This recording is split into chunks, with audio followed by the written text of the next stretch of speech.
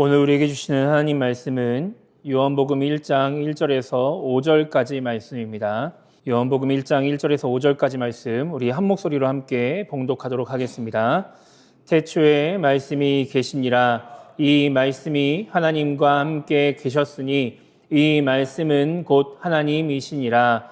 그가 태초에 하나님과 함께 계셨고 만물이 그로 말미암아 지은 바 되었으니 지은 것이 하나도 그가 없이는 된 것이 없느니라. 그 안에 생명이 있었으니 이 생명은 사람들의 빛이라. 빛이 어둠에 비치되 어둠이 깨닫지 못하더라. 아멘. 우리는 이제 지난주까지 이제 행복한 신앙인이 되고 또 행복한 신앙 공동체를 만들기 위해 우리가 해야 할 일이 무엇인지를 생각해 보았습니다. 우리가 전심으로 하나님을 사랑하고 또 내 주변 사람들에게 이제 사랑을 베풀며 이웃이 되어주면 우리는 행복한 삶을 살 수 있고 또 우리 교회를 행복한 신앙 공동체로 만들 수 있다는 것을 말씀을 통해 살펴보았죠. 그래서 이제 하나님이 우리에게 하나님을 사랑하고 이웃을 사랑하라는 명령을 하셨습니다. 이렇게 이제 우리가 하나님을 더 알고 하나님을 사랑하며 이제 행복해지기 위해서 오늘부터 이제 주일에는 요한복음 말씀을 살펴보려고 합니다. 이 요한복음을 통해서 하나님에 대해 또 예수님에 대해서 또 성령님에 대해서 알아가는 시간을 가지려고 합니다. 오늘 말씀을 살펴보기 전에 먼저 이제 요한복음이라는 책에 대해서 간단히 좀 말씀을 드리고 말씀을 살펴보려고 합니다. 이 성경에는 마태, 마가, 누가, 요한이라는 4개의 복음서가 있죠. 그 중에서 이제 마태, 마가, 누가 복음을 공관복음이라고 합니다. 함께 보는 책이라는 뜻을 갖고 있어요. 왜 이 마태, 마가, 누가를 공관복음이라고 따로 묶었냐면 이 세 책에서 소개하는 사건들이 비슷하기 때문입니다. 물론 이제 마태복음의 주제가 조금 다르고 마가복음, 누가복음 각각의 주제가 조금씩은 다르고 또 그렇기 때문에 이제 표현하는 방식이나 좀 이런 것들이 조금 달라질 수는 있지만 일반적으로 그 속에 나오는 사건들이 비슷한 게 되게 많아요. 그러니까 마태, 마가, 누가복음에 공통적으로 나오는 사건들도 있고 꼭 세 권에 다 나오지 않더라도 마태, 마가에 나온다든지 또 마태, 누가에 나온다든지 마가, 누가에 나온다든지 뭐 이런 식으로 3권 중에 2권에 나오는 사건들이 많이 있습니다. 이제 그렇다 보니까 이 3권을 공관복음이다라고 해서 묶어서 이야기를 하게 되죠.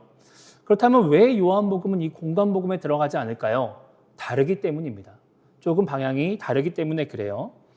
특별히 이제 그 요한복음에 나오는 사건들을 보면은 이 마태, 마가, 누가 이 공관복음이라고 하는 이 3권의 책에 나오지 않는 사건들이 많이 나오고 있습니다. 또 그리고 이제 이 공관복음에 나오는 사건들이 요한복음에는 나오지 않는 경우들도 많이 있죠. 기본적으로 예수님에 대해서 이야기를 하는데 이 예수님이 행하신 일들에 대한 언급들이 좀 사건들이 다르다 보니까 이 마태, 마가, 누가 이 공관복음 3권과 요한복음은 차이를 보이는 겁니다. 이렇게 기본적으로 똑같이 예수님을 따라다니는 사람들 또 예수님에 대해서 이 서술한 책들이 다른 이야기를 하고 있는 이유는 이 사건들의 배경이 좀 다르기 때문에 그래요. 이 마태, 마가, 누가 이 공관복음은 예수님의 고향인 갈릴리를 중심으로 한 이 유다 지역의 북부 땅에서 행하신 예수님의 일들을 많이 주목하고 그 일들을 기록을 하고 있습니다. 그런데 요한복음은 이 북부 지역에서 일어난 일들만 다루는 것이 아니라 예수님이 예루살렘과 사마리아, 즉 유대 땅의 남부 지역에서 행하신 일들을 많이 기록하고 있어요. 그러니까 그동안 앞서 마태, 마가, 누가에서 다루지 않았던 지역에서 예수님이 행하신 일들을 기록하고 있기 때문에 아무래도 다른 사건들을 언급할 수밖에 없는 것이죠. 또 이렇게 뭐 지역적인 부분에서의 차이점이 있는 것뿐만 아니라 이렇게 다른 지역에서 일어난 사건들을 다루는 이유는 예수님에 대해서 소개하고 싶은 주제가 많이 다르기 때문에 그렇습니다. 그러니까 성서학자들에 의하면 이 마태, 마가, 누가 복음이 쓰여진 시기와 요한복음이 쓰여진 시기가 많이 좀 차이가 납니다.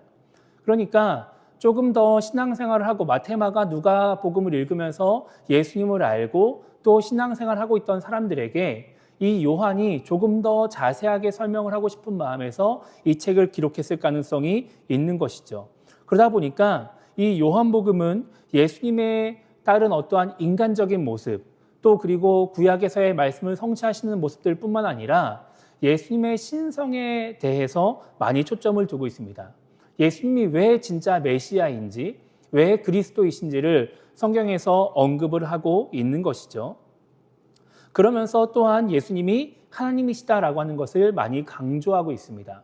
그래서 요한복음에는 좀 다른 성경에서는 많이 언급되지 않는 예수님의 신성에 대한 부분이라든가 혹은 예수님이 자기 자신에 대해서 소개하고 있는 부분들이라든가 또한 성령에 대한 조금 더 구체적인 언급들이 나와 있는 것을 보게 되는 것이죠. 그렇다 보니까 이 앞에 나오는 마태, 마가, 누가 이 공관복음보다 조금 더 요한복음이 신학적으로 조금 더 정립되어 있는 책이다라고 우리가 볼 수 있습니다. 그래서 이제 이 요한복음을 통해서 이제 하나님, 예수님, 성령님에 대한 지식들을 우리가 이제 알아갈 수가 있게 되는 것이죠. 이제 우리가 앞으로 요한복음을 계속해서 살펴보게 될 텐데, 제가 우리 성도님들께 부탁드리고 싶은 것은 이 요한복음이라고 하는 책을 이 주일날에만 접하시지 않으셨으면 좋겠어요. 이 요한복음을 살펴보는 동안 이 반복적으로 가능하다면 이 요한복음 말씀을 읽어보셨으면 좋겠습니다.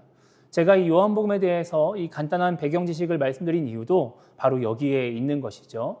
그러니까 우리가 주일날 말씀을 통해서 조금 자세하게 요한복음을 살펴보겠지만 또 각자의 자리에서 요한복음을 읽으면서 예수님이 어떤 분이신지 또 예수님을 통해서 하나님이 어떤 분이신지 또 성령님이 어떤 분이신지를 알게 된다면 또 우리가 이 주일날 말씀을 들을 때 조금 더 풍성한 은혜를 누리게 될 것이고 또 하나님에 대한 지식도 더 풍성하게 될 줄을 믿습니다. 오늘 이제 우리가 읽은 요한복음 1장 1절에서 5절까지 말씀은 제가 봤을 때 이 사도 요한이 전하고 싶은 가장 핵심적인 내용을 기록하고 있지 않나라는 생각을 해보게 됩니다. 오늘 말씀 보면 요한복음은 태초에 말씀이 계시니라라는 말씀으로 이제 시작을 하죠. 여기서 말하는 말씀이라고 하는 것은 진리이신 예수님을 의미합니다.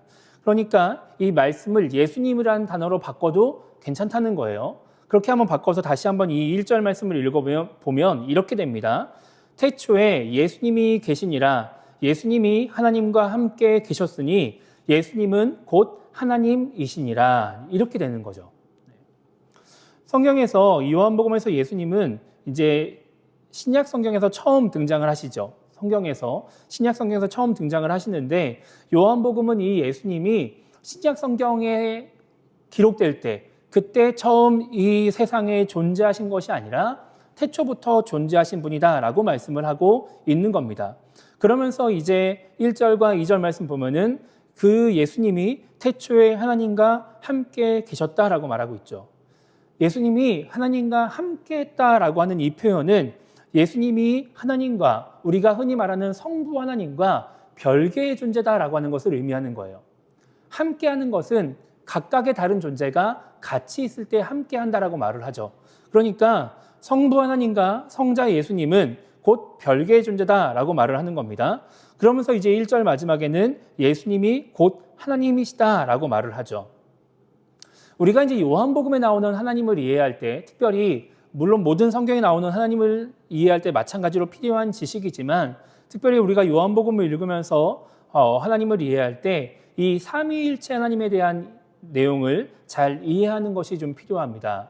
삼위일체라고 하는 하나님, 우리가 흔히 이제 신학적인 표현으로 많이 사용을 하는데 여기서 말하는 삼위라고 하는 것은 우리가 말하는 하나님이 성부 하나님, 또 성자 하나님이신 예수님, 성령 하나님이 각각 자유의 의지를 가지고 생각하고 말하고 행동하는 존재다라는 것을 의미해요. 그러니까 하나님, 예수님, 성령님이 각각의 자유의지를 가지고 각각 말하고 행동하고 사역하시는 존재다라는 것을 우리가 삼위라고 표현을 하는 겁니다. 마태복음 3장 13절 이하의 말씀에 보면은 예수님이 이제 공생애를 시작하시기 전에 세례 요한에게 세례를 받으시는 장면을 이제 기록하고 있습니다. 그 말씀에 보면은 예수님이 세례를 받고 이제 올라오시는데 그 장면을 16절과 17절에서 이렇게 기록을 하고 있어요. 예수께서 세례를 받으시고 곧 물에서 올라오실새 하늘이 열리고 하나님의 성령이 비둘기같이 내려 자기 위에 임하심을 보시더니 하늘로부터 소리가 있어 말씀하시되 이는 내 사랑하는 아들이요 내 기뻐하는 자라 하시니라. 이렇게 말씀하고 있죠. 지금 예수님은 육신의 몸을 입고서 세례를 받으셨어요. 그리고 이제 올라오고 계시는 거예요. 근데 그때 그 위에 동시에 성령이 비둘기같이 예수님 위에 임하시는 겁니다. 그리고 그렇게 성령님과 예수님이 동시에 있는 그 순간에 하늘에서 이는 내 사랑하는 아들이요 내 기뻐하는 자라 라고 하는 하나님의 음성이 들리는 거죠. 그러니까 지금 한 공간 안에 예수님, 성령님, 성부 하나님이 각각의 존재로 계시는 거예요. 만약에 우리가 믿는 하나님이 단순히 그냥 한 하나님으로서 이때는 성부 하나님, 이때는 예수님, 이때는 성령님 이런 모습으로 등장하시는 분이었다라고 한다면 절대 이런 말씀은 기록될 수가 없겠죠. 하나님이, 성부 하나님이, 성자 예수님이, 성령 하나님이 각각의 존재하시기 때문에 이렇게 동시에 한 공간에서 역사하신다고 하는 말씀이 기록될 수 있는 겁니다. 이것이 바로 삼위라고 하는 것이고, 그리고 일체는 무엇이냐? 일체는 그렇게 각각 존재하시는 하나님이 한 분이시다, 하나이시다, 본질상 동일하고 동등한 분이시다라는 것을 의미합니다. 요한복음 17장 21절 말씀 보면은 예수님이 이렇게 기도를 하세요. 아버지여, 아버지께서 내 안에, 내가 아버지 안에 있는 것 같이 그들도 다 하나가 되어 우리 안에 있게 하사 세상으로 아버지께서 나를 보내신 것을 믿게 하옵소서, 이렇게 기도하시죠. 요한복음 17장은 예수님이 이제 십자가에 달려 죽으시기 전에 하신 이제 마지막 기도를 기록하고 있는데, 이때 예수님이 이 세상에 남아있는 자들을 위해서 기도를 하십니다. 그러면서 그들이 하나가 되게 달라고 기도하시면서 아버지가 내 안에, 내가 아버지 안에 있는 것 같이 되게 해달라고 말씀하시죠.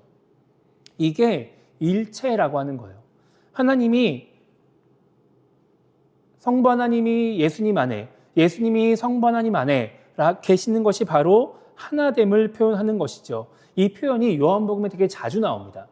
그러니까 예수님이 하나님 안에, 하나님이 예수님 안에, 이제 이런 표현들을 통해서 우리가 일체라는 것을 볼 수 있는 것이죠. 또 복음서에 보면은 예수님께서도 성령이 충만했다라고 말씀하고 있어요. 성령님이 예수님 안에 계시는 거예요. 또한 또 이제 요한복음 15장 가면은 성령님에 대해서 말씀하시면서 아버지께로부터 나오시는 진리의 성령이다라고 표현을 하죠. 그러니까 성부 하나님, 성자 예수님, 성령 하나님이 세 분이 서로 안에 거하시면서 하나로서 존재하시는, 우리가 흔히 조금 이제 신학적인 표현으로 상호 내주하시는 하나님이시다라고 우리가 이해할 수 있는 겁니다. 그래서 우리는 이 각각 계신 성부, 성자, 성령 하나님이 한 분이시다라고 해서 삼위일체 하나님이다라고 표현을 하는 것이죠. 근데 이 삼위일체 하나님이 동등한 존재라고 말을 하고 있어요. 마태복음 28장 19절 말씀 보면은 예수님의 제자들에게 이렇게 말씀하시죠. 가서 모든 민족을 제자로 삼아 아버지와 아들과 성령의 이름으로 세례를 베풀라라고 말씀하십니다. 아버지가 위에 있고 아들과 성령이 그 밑에 있다면은 이렇게 표현할 수가 없죠. 그런데 세 분이 동등한 존재이기 때문에, 동등한 위치에 있기 때문에 성부와 성자와 성령의 이름으로 세례를 베풀라고 말씀을 하시는 겁니다. 제가 지금 말씀드린 것 말고도 신약 성경에는, 또 구약 성경에는 이 삼위일체 하나님에 대한 증거들이 엄청나게 많이 있어요. 시간 관계상 그거 얘기할 시간이 아니기 때문에 간단하게 말씀을 드리는 건데, 우리가 흔히 삼위일체 하나님이라는 개념은 뭔가 설명하기도 되게 어렵고 이해하기도 되게 어렵다라고 말을 합니다. 자칫 잘못하면은 이단 사상으로 빠질 수가 있기 때문에 잘 말을 하지 않아요. 그래서 우리가 흔히 요거를 그냥 믿어야 된다, 이렇게 그냥 말을 하기도 하죠. 우리가 성경을 읽으면서 왜 삼위일체인지를 정확하게 알 필요는 없습니다. 제가 지금 드린 말씀들 그냥 참고만 하셔도 괜찮고 잊어버리셔도 괜찮아요. 다만 우리가 하나님을 이야기할 때 우리가 믿는 하나님이 삼위일체 하나님이라는 것을 알고 성경을 읽으면 조금 더 성경을 이해하기가 쉬운 것이죠. 왜 성경에 그런 말씀이 있는지를 우리가 이해할 수 있게 되는 겁니다. 자, 그렇게 이 예수님이 삼위일체의 하나님으로서 태초부터 계셨다라고 요한복음이 기록을 하고 있는 거예요. 자, 그렇기 때문에 1절 말씀 보면은 예수님께서 태초부터 계셨고 하나님과 함께 계시고 곧 하나님이시다라고 표현을 하고 있는 것이죠. 그러면서 이제 3절 말씀 보면은 이렇게 말씀을 하고 있어요. 만물이 그로 말미암아 지은 바 되었으니 지은 것이 하나도 그가 없이는 된 것이 없느니라 라고 말씀하시죠. 자, 예수님께서 태초부터 계셨는데 그냥 성부 하나님의 창조를 지켜보시고 옆에 가만히 계신 것이 아니라 하나님으로서, 일체 하나님으로서 그 창조 사역에 동참하셨다는 겁니다. 이 세상을 만드셨다라고 하는 것이죠. 이 내용은 우리가 정말 잘 알고 있고 어찌 보면 우리에게 되게 뻔한 내용이기도 한데 이 말씀이 되게 큰 의미를 갖고 있습니다. 창세기 3장에서 이제 하와가 뱀의 꼼이 넘어가서 하나님의 말씀을 어기고 선악과를 먹는 죄를 짓게 되죠. 그리고 이제 아담도 하와가 준 선악과를 먹어서 이 죄를 짓습니다. 이 인간의 죄를 알게 되신 하나님이 이제 죄의 원흉인 뱀을 저주하시면서 그리고 또 하와와 이제 아담도 나중에 저주를 하시는데 하나님이 이제 뱀을 저주하시면서 창세기 3장 15절에서 여자의 후손이 뱀의 머리를 상하게 할 것이다 라고 말씀을 하세요. 이 말씀은 이제 여자의 후손이 뱀으로 인한 죄의 문제를 해결하실 거다라고 하는 말씀인 거죠. 여기서 말하는 여자의 후손은 성령을 통해서 잉태되어 동정녀 마리아를 통해 이 땅에 태어나시는 예수님을 의미하는 겁니다. 그러니까 여자의 후손으로 이 땅에 오시는 예수님이 인간의 죄의 문제를 해결할 것이라고 하는 약속의 말씀이 이 창세기 3장 15절에 기록되어 있는 것이죠. 그러니까 우리 구원에 대한 하나님의 약속은 뭔가 신약 성경에서 예수님이 이 땅에 오실 때 이루어진 것이 아니라 창세기 3장부터 이미 주어져 있었다라고 하는 거예요. 그러니까 이미 그때부터 예수님은 그 약속을 이루기 위해서 이 땅에 오셔야 하는 존재가 된 것이죠. 고통과 고난을 받아야 될 존재가 된 것이고 죽음이라고 하는 그 인간이 겪을 가장 두려워하는 그 고통을 느껴야 되는 존재가 되어 계셨다라고 하는 거예요. 그런 존재로서 이미 태초 때부터 예수님이 존재하고 계셨다라고 하는 것이죠. 제가 이 창세기 3장 말씀을 읽을 때마다 아주 성경적이지 않은 상상을 하게 돼요.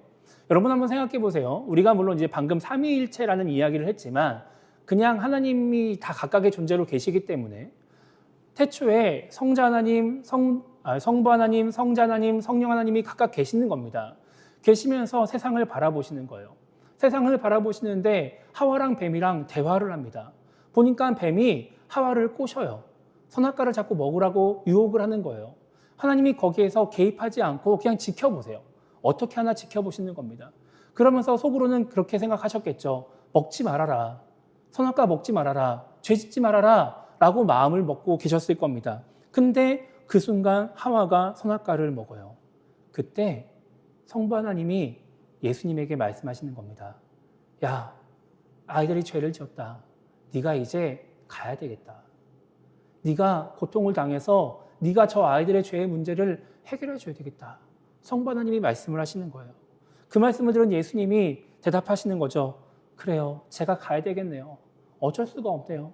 내가 가서 해결해야 되겠네요. 라고 대답을 하시는 겁니다. 그러고 나서 하나님이 이제 아담에게 나타나시고 그리고 뱀을 저주하시면서 이 구원의 약속을 해 주시는 거죠.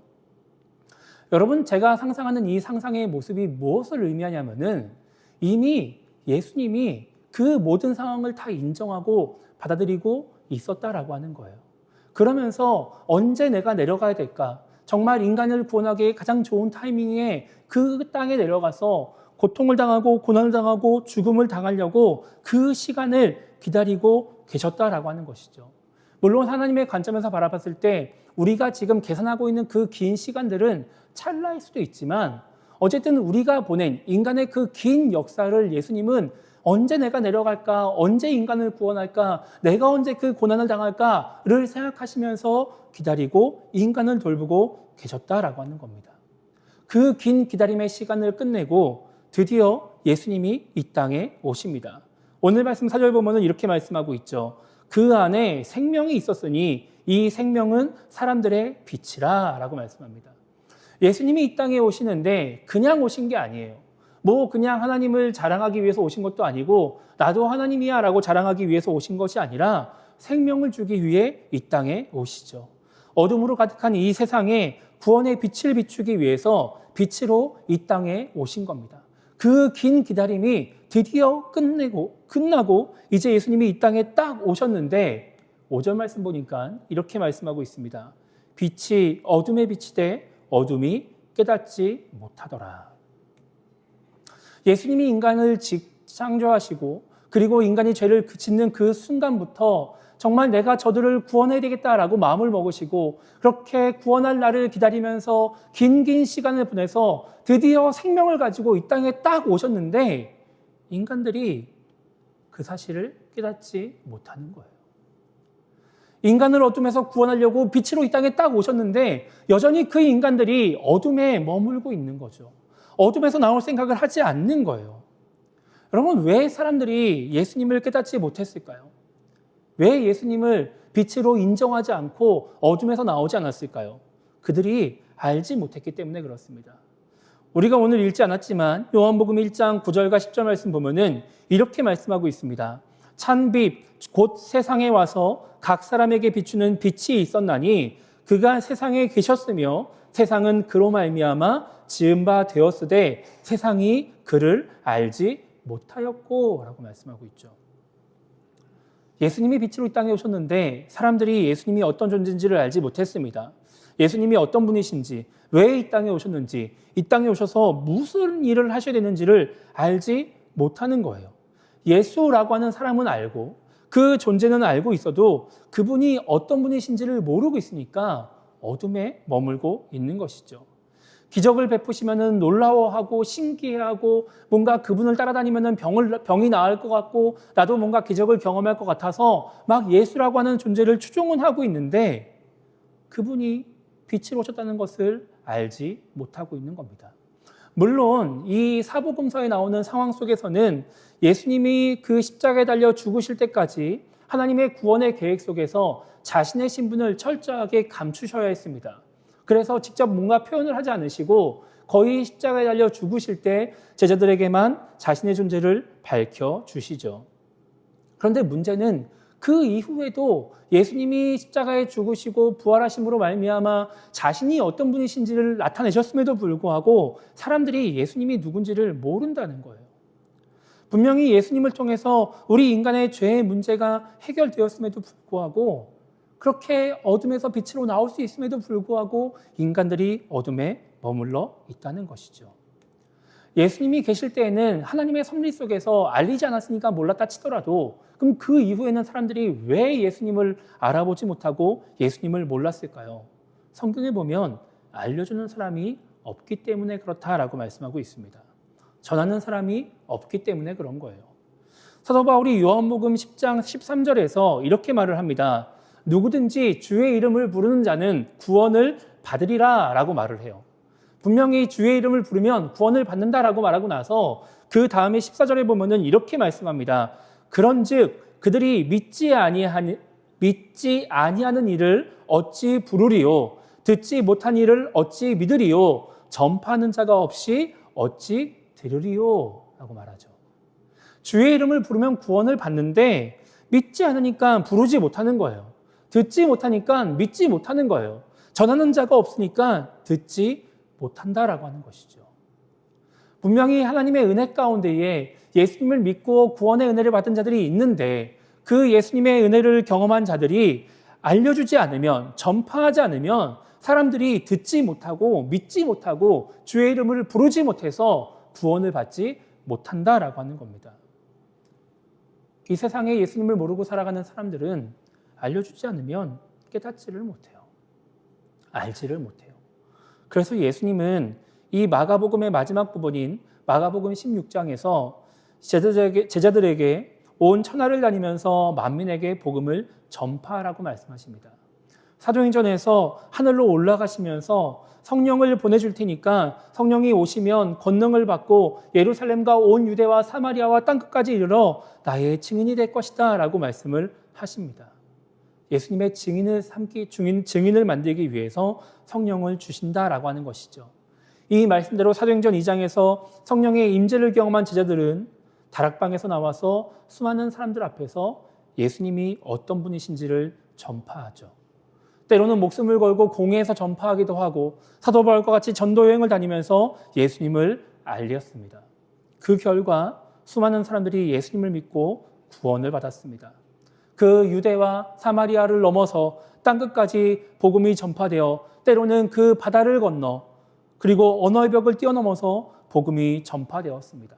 그렇게 해서 우리도 예수님을 알고 예수님을 믿게 되었죠. 그렇게 우리가 구원을 받은 거예요. 전파하는 사람이 있으니까. 아, 여기가 땅끝인가 보다, 더 못 가겠네 라고 생각하는 것이 아니라 이 바다를 건너서 내가 예수님을 전파해야 되겠다라고 생각하는 사람들 때문에 우리도 예수님을 알고 예수님을 믿게 된 거예요. 그런데 여전히 많은 사람들이 예수님을 알지 못하고 있습니다. 예수님이란 존재는 알고 있어도 예수님의 탄생을 기념하는 크리스마스 날 같이 즐기고 온 세계가 다 같이 기뻐해도 예수님을 왜 기뻐해야 되는지, 왜 그날을 기념해야 되는지 알지 못한 채 그냥 이 세상을 살아가고 있다라는 것이죠. 예수님이 생명이라는 것을, 예수님이 빛으로 이 땅에 오셨다는 것을 알지 못한다는 거예요. 그래서 여전히 많은 사람들이 어둠 가운데 머물러 있습니다. 여러분, 이 말씀들을 하나님의 입장에서 한번 생각해 보신 적 있으신가요? 여러분, 예수님이 어떤 마음이실까요? 여러분, 하나님이 어떠한 마음이실까요? 여러분, 예수님이 창세기 3장부터 인간을 구원하기 위해서 막 기다리고 막 기다려가지고 드디어 구원할 때가 되어서 막 그 하늘의 영광 다 버리고 이 땅에 딱 오셨는데 여전히 사람들이 빛을 깨닫지 못해서 어둠 속에 있을 때 그 예수님의 마음이 어떠셨을까요? 지금 이 땅을 바라보시면서 그렇게 예수님이 수많은 사람들을 보내셔가지고 세계 열방에 예수님을 전하는 자들이 이렇게 많이 있는데 여전히 어둠 가운데 있는 그들을 보시면서 지금 예수님은 어떠한 마음이실까요? 정말 인간을 구원하기 위해서 자신의 그 사랑하는 유일한 아들을 이 땅에 보내시고 죽기까지 그냥 버려두신 그 하나님은 지금 이 상황을 바라보시면서 어떠한 마음을 갖고 계실까요? 여러분은 예수님과 하나님의 마음을 생각해 보신 적 있으십니까? 그들이 계속해서 어둠 속에 있다면 빛으로 이 땅에 오신 예수님의 그 모든 수고와 인내와 고난과 죽음은 다 그냥 헛수고가 되는 거예요. 이 세상의 사람들이 여전히 어둠 속에 있다면 그 아들을 보내는 그 은혜를, 사랑을 우리에게 베풀어 주신 하나님의 그 모든 수고와 노력이 다 헛수고가 되는 것이죠. 여러분, 우리가 신앙생활을 하면서 하나님과 예수님의 그 모든 사랑과 은혜를 헛수고로 만드는 방법은 아주 간단합니다. 내가 알고 있는 것, 내가 믿고 있는 것을 전하지 않는 거예요. 그냥 가만히 있는 거예요. 그냥 나는 이미 구원받았으니까, 나는 예수님을 믿으니까 괜찮다라고 생각하면서 그냥 나에게 주어진 이 은혜만 누리고 살아가면 그러면 그 모든 것을 우리는 헛수고로 만들 수 있는 겁니다. 그들이 어둠 속에 있던 뭐하건 죽어나가건 신경도 안 쓰고 그냥 나만 즐겁고 행복하게 살아가면 그 모든 것을 헛수고로 만들 수 있는 것이죠. 여러분, 많은 사람들이 교회가 망해가고 있다고 말을 합니다. 기독교인들이 엄청난 속도로 줄어들고 있다고 말을 해요. 여러분, 이런 얘기가 나온 것이 최근 몇 년 전의 이야기가 아닙니다. 제가 20년 전에 신학교를 처음 들어갔는데 그때도 한창 했던 얘기가 이런 얘기들이었어요. 한국 교회가 망해가고 있다. 유럽을 따라간다. 이제 곧 교회는 없어질 것이다. 우리가 목회를 할 때 되면은 아무도 교회를 안 나올 것이다. 막 이런 얘기가 20년 그 전부터 계속해서 있었습니다. 여러분, 하나님을 믿는 사람들이 이렇게 예수님을 믿는 사람들이 줄어들고 있고 많은 영혼들이 죽어가고 있다는 것을 알고 있으면 그럼 어떻게 될까요? 기도하고 전해야죠. 그렇게 죽어가온 영혼들을 바라보면서 야, 어떡하냐, 야, 교회가 망해간다 이러고 있는 것이 아니라 전해야죠. 알려야죠. 예수님이 어떤 분이신지를 알려야죠. 그런데 다들 뭔가 예수님 교회를 부흥시켜주세요 기도는 해도 전하지 않습니다. 많은 사람들이 한국교회가 망해가고 있다고 말은 해도 전하지 않아요. 전도해야 된다라고 말을 하면은 막 못한다는 이유가 엄청 많아요. 요즘 젊은 사람들은 그런 전도하는 거 싫어한다는 둥, 이래서 안 된다는 둥, 저래서 안 된다는 둥. 물론 실제로 그런 일들이 있습니다. 제가 전액교회에 있을 때 아파트에 가서 전도를 했는데 경찰서에서 연락이 왔어요. 그 아파트에서 신고했다고. 그래서 가서 조사받고 벌금 내고 왔어요. 그런데 알아보니까 벌금만 내면 돼요. 잡혀가고 이런 거 없어요. 그냥 한 번에 신고되면은 5만 원만 내면 돼요, 그냥. 그런데 그런 것들 때문에 계속 핑계를 대고 전도하잖아요. 이래서 안 됩니다. 저래서 안 됩니다. 이래서 안 됩니다. 이런 핑계를 대면서 계속해서 우리는 우리의 할 일을 하지 않으면서 예수님과 하나님의 그 모든 사랑과 수고를 다 헛수고로 만들고 있는 것이죠. 여러분, 만약에 우리가 생각하고 있는 그 방법이 먹히지 않으면, 그것 때문에 사람들이 반응하지 않으면 우리는 또 다른 방법을 찾아야 됩니다. 어떻게든 찾아야 되는 거예요. 그래서 전하려고 애를 써야 되는 것이죠. 여러분, 이 일들 누가 해야 되나요? 우리가 해야 됩니다. 예수님의 사랑과 그 은혜, 하나님의 그 은혜와 사랑을 누가 헛수고가 되지 않도록 막아야 할까요? 우리가 해야 되는 것이죠. 그 은혜와 사랑으로 예수님이 어떤 분이신지를 아는 우리가, 정말 예수님이 빛으로 이 땅에 오셨다는 것을 알고 있는 우리가 그것을 전해야 되는 거예요. 여러분, 하나님과 예수님은 우리를 구원하기 위해서 그 은혜와 사랑을 베푸시면서 그 고난과 고통과 죽음을 당하시면서 어떠한 핑계도 되지 않으셨습니다. 야, 내가 이 땅에 와서 보니까 저 사람들 내가 보니까 구원할 만한 인간들이 아니야. 난 저 인간들 구원 못하겠어. 난 이래서 고통을 못 당하겠고 이래서 죽음을 당하지 못하겠어 라고 하면서 그것을 회피하지 않으셨어요. 하나님이 그 창세기 3장에서부터 예수님을 이 땅에 보내실 때까지 그 긴 시간 동안 인간들을 보면서 야, 이 인간들 어차피 내 아들 보내봐야 안 믿을 것 같아. 그러니까 그냥 하지 말자, 포기하자, 이런 적 없으셨습니다. 그냥 그분들은 자신들이 해야 될 일들을 하셨어요. 그래서 우리가 구원을 받게 된 것이죠. 우리가 예수님을 전하려고 애를 쓰고 수고하다 보면 때로는 우리의 각자의 사정이 있을 수 있습니다. 물론 여러 가지 문제와 어려움들이 있을 수 있습니다. 때로는 우리의 잘못된 전도가 세상 사람들로 하여금 예수님에 대해서 잘못된 시선을 갖게 만들 수도 있습니다. 그러나 그것을 무언가 핑계를 삼아서 가만히 있는 것이 아니라 내 상황 속에서, 나의 사정 속에서, 여러 가지 상황과 환경 속에서 우리가 할 수 있는 일, 내가 할 수 있는 일을 찾아서 예수님이 생명의 빛으로 이 땅에 오셨음을 알리는 것이 우리가 마땅히 해야 될 일인 줄을 믿습니다. 여러분, 우리가 오해하면 안 됩니다. 교회를 더 부흥시키기 위해서, 교회의 사람을 더 모으기 위해서 이 자리에 한 사람이라도 더 앉혀놓으려고 우리가 지금 전도하려고 하는 것이 아니에요. 그렇게 하려고 우리가 예수님을 알리려고 하는 것이 아닙니다. 오직 하나님을 생각하며 예수님을 생각하며 그분의 은혜와 사랑 때문에 우리는 이 일들을 감당해야 된다라고 하는 것이죠. 그럴 때 우리를 위해서 이 땅에 오시고 정말 빛으로 이 땅에 오셔서 그 모진 고난과 죽음의 고통을 당하신 예수님의 희생이 의미 있는 일이 될 수 있다라고 하는 것입니다. 이게 요한이 전하고 싶은 메시지예요. 그래서 어떤 사람들은 요한이 전도를 위해서 요한복음을 썼다라고 말을 하기도 합니다. 예수님이 누구인지를 알리라고. 이렇게 귀하게 오신 예수님, 우리만 알고 있으면 어떡하겠냐고. 그 수고와 사랑 우리가 알려되지 않겠냐고 요한이 이 요한복음을 썼다라고 말을 하는 것이죠. 말씀을 마무리하려고 합니다. 오늘은 요한복음을 시작하면서 이 요한복음 1장 말씀을 살펴봤습니다. 앞으로 우리는 요한복음을 통해서 계속해서 하나님이 어떤 분이신지를 알아가게 될 것입니다. 이 요한복음 말씀을 살펴볼 때 정말 우리 모두에게 하나님이 어떤 분이신지를 분명히 깨닫는 은혜가 있기를 주님의 이름으로 축복합니다. 그 은혜를 나 혼자만 간직하는 것이 아니라 주변 사람들에게 전파해서 우리 주변 사람들이 이 땅에 빛으로 오신 예수님을 분명히 알아서 어둠에서 벗어나고 우리와 같이 구원의 기쁨을 누릴 수 있기를 바랍니다. 교회의 사람을 더 모으기 위한 전도가 아니라 정말 우리 교회가 부흥하는 교회다라고 사람들에게 인정받기 위한 전도가 아니라 영혼을 구원해서 정말 그 예수님의 수고를 헛수고로 만들지 않으려고 애를 쓰는, 그렇게 영혼 구원의 기약에 쓰임받는 우리 모두가 되기를 주님의 이름으로 축복합니다.